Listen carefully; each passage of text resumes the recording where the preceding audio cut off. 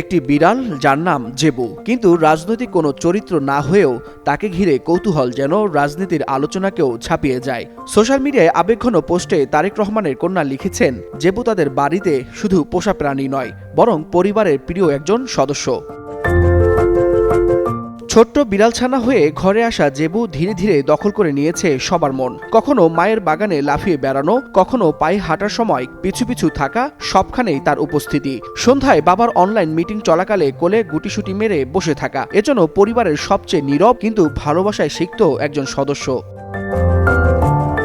বাংলাদেশ সফরে আসা এই জেবুই এখন সোশ্যাল মিডিয়ায় বেশ কৌতূহলী হয়ে উঠেছে। মহাদেশ পেরিয়ে নতুন পরিবেশে আসা যে কোনো প্রাণীর জন্যই বড় চ্যালেঞ্জ, কিন্তু এই যাত্রা মানুষকে শিখিয়েছে দায়িত্ববোধ, ধৈর্য আর সব জীবের প্রতি মায়া মমতার স্পর্শ। তারেক কন্যা মনে করিয়ে দিয়েছেন, প্রাণীও আল্লাহর সৃষ্টি, যত্ন নেয়া মানে বড় দায়িত্ব নেয়া। আর মজার তথ্য, জেবু নাকি কখনো মিউ করে না, খুশি হলে নরম সুরে ডাকে আর অপছন্দ হলে জোরেই প্রতিবাদ জানায়। নেটিজেনদের অনেকেই মনে করছেন, জেবুর এই সফর শুধু ভ্রমণ নয়, পরিবার, ভালোবাসা আর মানবিকতার এক নীরব স্মারক। ওয়ালিউল হাসানাত, যুগান্তর নিউজ।